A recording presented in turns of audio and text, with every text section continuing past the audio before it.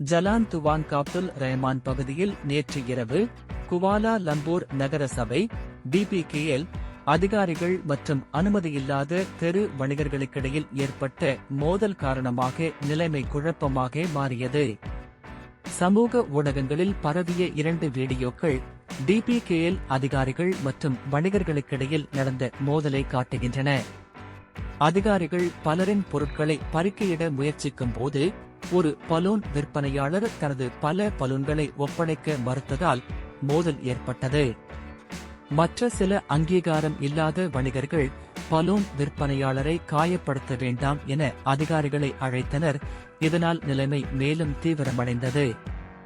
இந்த சம்பவம் ஹரிராயா ஐடியல் வெற்றிக்கு முன்னர் ஜலான் டாரில் அனுமதியில்லாத வணிகர்கள் அதிகமாக இருப்பதற்கான எதிர்வினையாக DPKL நடவடிக்கை எடுத்ததாக கூறப்படுகிறது.